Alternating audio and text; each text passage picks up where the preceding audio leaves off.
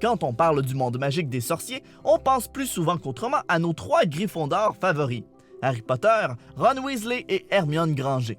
Mais on oublie souvent qu'ils n'ont pas tout fait tout seuls. Ils ont plein d'amis, et chez Topsicle Cinéma, on trouve qu'on n'en parle pas assez.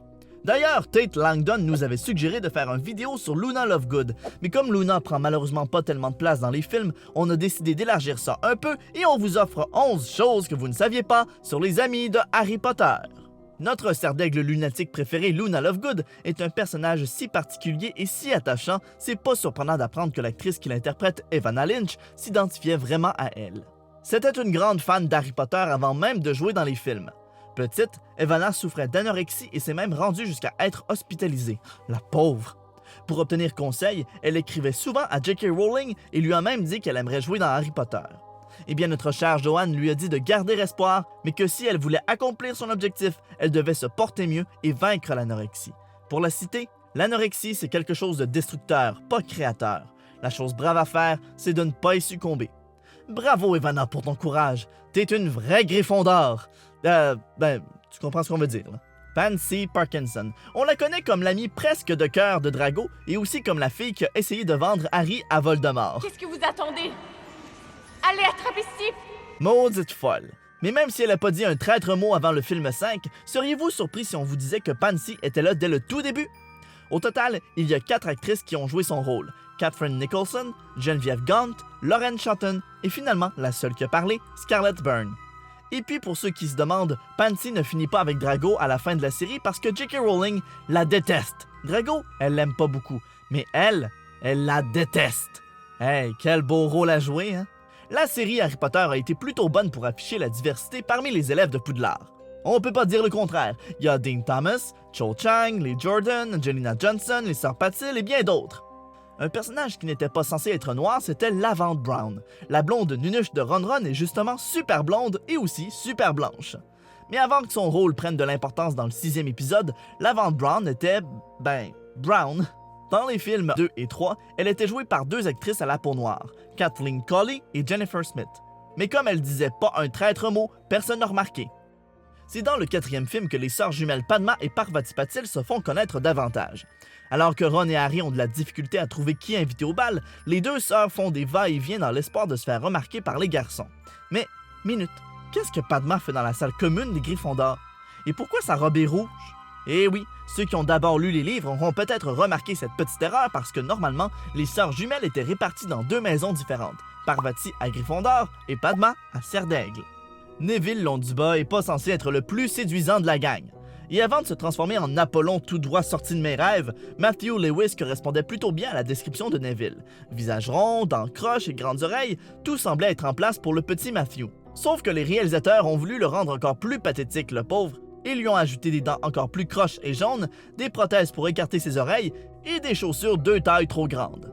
Ah, pauvre enfant! Les 2 gros gardes du corps gorille de Drago Malfoy, Crabbe et Goyle sont toujours là, prêts à casser des gueules. Plusieurs auront remarqué la disparition de Goyle dans certaines scènes du 3e opus, et apparemment que ce serait parce que l'acteur s'était blessé et ne pouvait pas être présent sur place.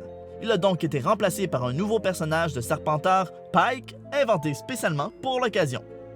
En parlant du duo de gorilles, plusieurs personnes en regardant le dernier film se sont dit « Minute, Crabbe est rendu noir? » Mais non! L'acteur qui jouait le rôle de Vincent Crabbe avait des démêlés avec la justice pour une histoire de potes. Ouais, donc pas possible pour lui d'être là.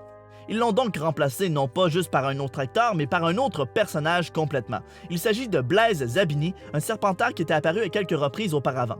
Et attention, on va dire un punch! Comme c'est Crabbe qui devait mourir à la fin, ils ont inversé ce rôle qui est donc revenu à Goyle. Dans les 2 cas, on s'en fout un peu de cette mort-là, hein? Seamus Finnegan est reconnu pour son habileté avec une baguette. Ou pas.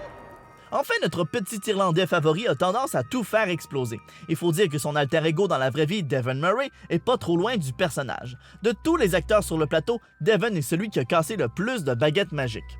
On sait pas exactement la quantité, mais on est sûr que c'est fort respectable. À la fin du tournage, pour son anniversaire, l'équipe de tournage lui a offert la moitié d'une de ses baguettes. C'est mieux que rien. Amis depuis leur première année à Poudlard, Dean et Seamus sont inséparables. Ils font tout ensemble. Non mais vraiment, allez regarder les films, ils sont toujours ensemble. Ça a donc semblé naturel pour J.K. Rowling qu'ils finissent ensemble, mais apparemment qu'elle trouvait que cette histoire aurait attiré trop l'attention et elle voulait que l'épilogue se concentre sur notre trio principal. Mais quand même, Joanne, s'il te plaît, fais cesser les rumeurs et rends cette relation officielle. Nous, on est plus que partants. Même les acteurs Devon Murray et Alfred Ennor s'imaginent que cette relation est vraie. L'actrice qui a joué le rôle de Cho Chang, Cathy Long, a réussi à obtenir son rôle grâce à une audition ouverte à laquelle plus de 3000 jeunes filles ont participé. Et malgré le fait que c'était pas mentionné dans les livres, puisque Cathy vient d'Écosse, elle a joué son rôle avec son accent d'origine, quelque chose évidemment qu'on ne peut pas entendre en version française. Et finalement, Cho est pas censée apparaître dans le dernier film puisque techniquement, elle est une année plus vieille que Harry. Elle est donc censée avoir déjà terminé ses études. Mais qu'est-ce que tu fais là, Cho? Va-t'en! On l'a brièvement mentionné tout à l'heure, l'actrice Evanna Lynch est une fan finie de Harry Potter.